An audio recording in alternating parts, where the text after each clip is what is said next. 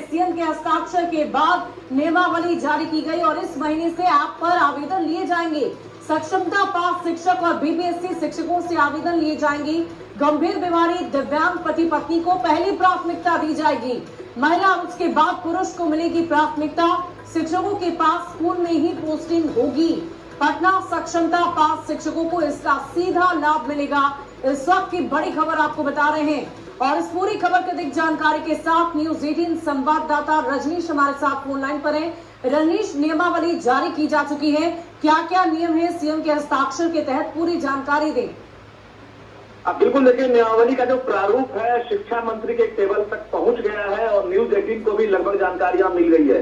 ACS विद्यार्थ और शिक्षा मंत्री सुनील कुमार दोनों अभी 1:30 बजे प्रेस कॉन्फ्रेंस करेंगे और बिहार के तमाम जो सक्षमता पास शिक्षक हैं 1,87,000, इसके साथ साथ जो बीपीएससी से बहाल टीचर हैं उनके ट्रांसफर पोस्टिंग को लेकर अभी ऐलान करेंगे। जो पॉलिसी बनी है एक तरह से उस पॉलिसी में क्या नया होगा और किस तरह से सहूलियत होगी, ये तमाम चीजों की जानकारी रहेगी। लेकिन जो जानकारियां मिल रही है इसी महीने 20 अक्टूबर तक ये प्रोसेस चालू हो जाएगा। यानी जो नई नियमावली है एक तरह से इसमें बदलाव किया गया है उसमें अब शिक्षक जो है इसी महीने से अप्लाई कर सकेंगे। इसको लेकर ऐप जो है वो तैयार किए जाएंगे और उस ऐप पर जो है आवेदन लिए जाएंगे।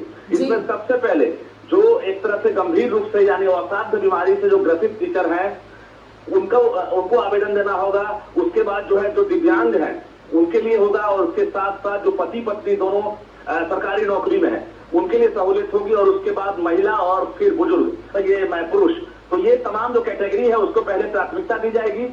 उसके बाद जो बाकी टीचर हैं उन्हें प्राथमिकता मिलेगी। तो कहीं ना कहीं शिक्षकों की सहूलियत को देखते हुए शिक्षा विभाग ने एक जो कमेटी की रिपोर्ट है उसमें ही बदलाव करते हुए ये नियमावली तैयार किया है और मुख्यमंत्री नीतीश कुमार ने कल ही शाम में फाइनल हस्ताक्षर कर दिया है पूरी रिपोर्ट को पढ़ने के बाद। और उसके बाद जो है नियमावलियां जारी हो रही है। तो एक तरह से नियमावली जारी कर दी गई है क्योंकि हमारे पास जानकारी मिल गई और 1:30 बजे प्रेस कॉन्फ्रेंस भी होगा। प्रेस कॉन्फ्रेंस में जानकारी पूर्णतः मिल जाएगी। इसके साथ साथ बता दें आपको जो सक्षमता पास शिक्षक है वही विशिष्ट टीचर बनेंगे और जो बाकी अभी नियोजित टीचर हैं उन्हें अभी जानना चाहेंगे कि बताया जा रहा है कि सक्षमता पास शिक्षक ही विशिष्ट शिक्षक बनेंगे, तो ये विशिष्ट शिक्षक क्या होता है और इसके अंतर्गत क्या कोई खास सुविधाएं नहीं दी जाएगी? देखिए, विशिष्ट शिक्षक जो है एक तरह से नियमावली तैयार की गई थी शिक्षा विभाग में और 4 साल पहले। और इसके बाद जो है जो राज्यकर्मी की मांग लगातार ये लोग कर रहे थे कि नियोजित टीचर को राज्यकर्मी का दर्जा दिया जाए, तो सरकार ने इसके लिए सक्षमता परीक्षा का एक तरह से ऐलान किया था। उसके आधार पर अगर सक्षमता पास करेंगे तो नियोजित जो है विशिष्ट बन जाएंगे। तो सक्षमता इन लोगों ने 5 महीने पहले पास कर ली थी। पोस्टिंग की बारी है, जैसे ही पोस्टिंग होगी उसी दिन से ये लोग राज्यकर्मी का दर्जा प्राप्त करेंगे। इसके साथ साथ विशिष्ट टीचर बन जाएंगे। तो ये कुल मिलाकर एक कहेंगे बदलाव हुआ है। दूसरी बड़ी बात यह है कि जो बीपीएससी से बहाल टीचर है उनका भी ट्रांसफर होगा। यानी ट्रांसफर और पोस्टिंग दोनों पॉलिसी जो है बिहार सरकार अभी जारी की है और इसमें अब तमाम जो नियोजित टीचर हैं जो सक्षमता पास किया उन्हें लाभ मिलेगा और बीपीएससी से बहाल टीचर हैं उन्हें लाभ मिलेगा। खासकर जो लगभग 300-400 किलोमीटर दूर पोस्टेड थे वैसे टीचर लगातार परेशान थे। पति कहीं और पोस्टेड थे, पत्नी कहीं और पोस्टेड थी, तो लगातार मांग की जा रही थी।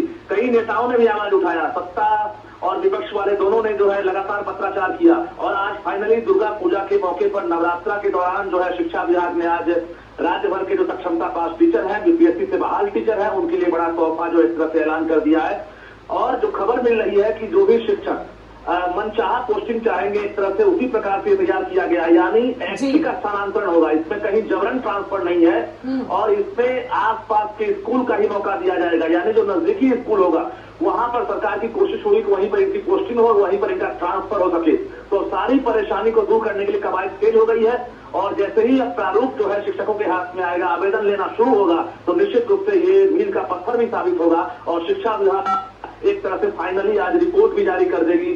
और आप ये समझ लीजिए कि बिहार के तमाम जो नियोजित टीचर है उनका इंतजार भी खत्म हुआ है। जी वाकई रजनीश, ये बहुत ही अच्छी खबर है उन शिक्षकों के लिए जो इसका इंतजार कर रहे थे कि वो पास के स्कूलों में पढ़ा सके, उनकी परेशानियां थोड़ी कम हो सके और शिक्षकों की तमाम सुविधाओं को देखते हुए मद्देनजर रखते हुए शिक्षा विभाग की तरफ से इस नियमावली को तैयार किया गया है। देखने वाली बात होगी कि शिक्षकों के हित में ये जो फैसला लिया गया है इस पर शिक्षकों की क्या प्रतिक्रिया निकलकर सामने आती है। बहुत बहुत शुक्रिया आपका हमारे साथ जुड़ने के लिए और इस पूरी खबर पर आप लगातार नजर बना रहे हैं।